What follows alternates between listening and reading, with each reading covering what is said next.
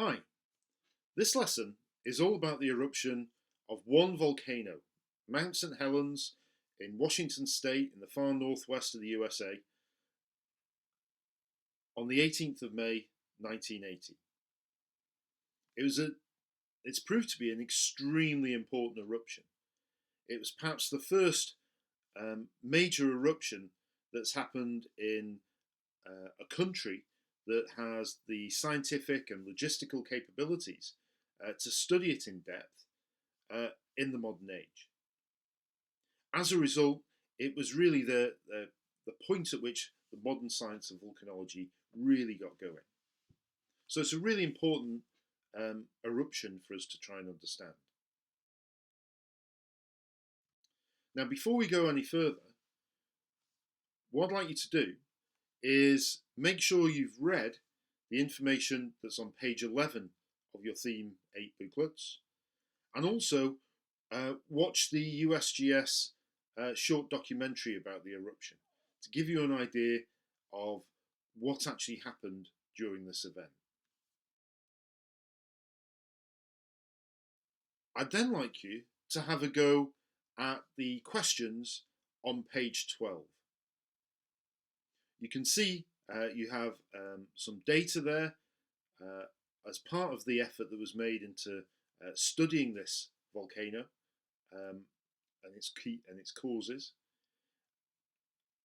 Interpret that data, answer those questions, and you may even want to have a go at the digging deeper activity to work out the volume of the crater that formed on the top. So, press pause now, watch the video, read the information on page 11, and have a go at the questions on page 12.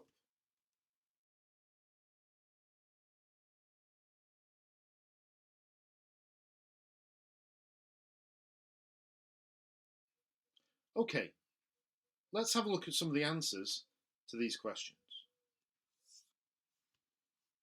This was the data that you were given, a cross-section through the volcano. We've got quite a lot of information on here. We can see the changing shape of the volcano. So we have the solid line showing us the cone shape of the volcano prior to any changes before the eruption. We've got the dashed and dotted line showing us the shape of that volcano on the 12th of May 1980. So just less than a week before the main eruption. And you can see how much the summit had changed at that point and the speed at which it was changing, which was really quite remarkable. And finally, the dotted line, which shows us what was left after the eruption and just how much material was actually erupted out. Deeper down there, we can see we've got some information from the seismic activity, where we found the foci of earthquakes before the eruption, the shape of the seismograms, because magmatic earthquakes give us a very different picture to a tectonic one. The seismogram tends to be sort of a much longer duration than we get from this sort of the sudden onset of a tectonic earthquake. Okay, let's look at how this information then was used to predict the Mount St Helens eruption. First of all, the bulge. The bulge is created by magma pushing its way to the surface. The volume of that magma makes the volcano swell. We can see from the diagram that this swelling wasn't uniform around the whole volcano. There was clearly a weakness in that northern flank, the northern side of that volcano, and the magma was exploiting that weakness. The earthquakes show increased activity. We can see a magma chamber that would have been deeper down, feeding magma up towards the surface. Those earthquakes are caused as that magma pushes its way through the rocks beneath the volcano. As those earthquakes get shallower, we can tell that the eruption is becoming closer. Now, Mount St Helens was so devastating for a number of different reasons. If you remember the previous lesson, we talked about how the type of volcano, the type of magma, can have an effect on the hazards created. Mount St Helens sits above a subduction zone on an oceanic continental margin. So we get silicic magma. That makes for an explosive eruption. There's an awful lot of gas trapped in that magma, a lot of it water from the subducting plate, or carbon dioxide from the organic material that was pushed down in the subduction zone. As we'll see in the next lesson, there's actually quite an interval between these eruptions. And finally, and one of the things that made Mount St Helens so distinctive was that a lot of the energy of the blast, rather than being expended pushing rock material vertically up into the atmosphere, came out sideways because of that weakness in the volcano. So we ended up with a lateral blast rather than a vertical one.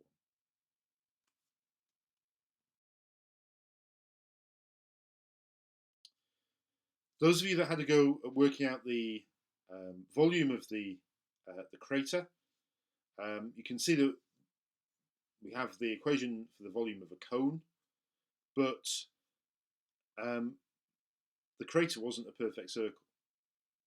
It was 300 meters across by 500 meters in the opposite direction.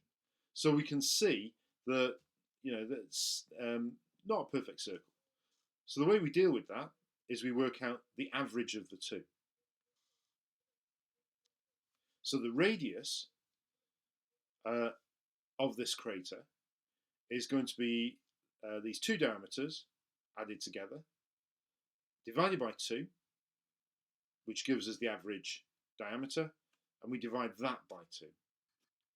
So 800 divided by 2 is 400, divided by 2 again is 200. So to work out the crater volume then, we have pi times the square of 200, okay, times the height, or the depth of the crater, should I say, 200 meters divided by 3, which gives us 8.37 million cubic meters.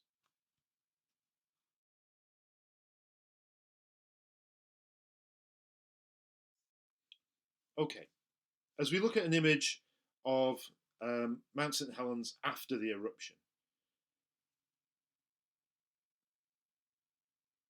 this volcano was hugely significant. It revealed to the world, I think, the devastating potential of silicic eruptions. It was very intensively studied.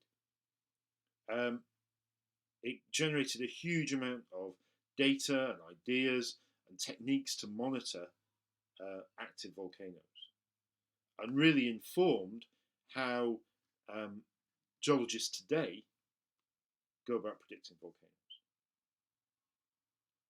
Now, part of that is to try and assess the risk that these pose. In the next lesson, we're going to look at the risks posed not only by Mount St Helens, but the other volcanoes that are in the same range of mountains. I'll see you then.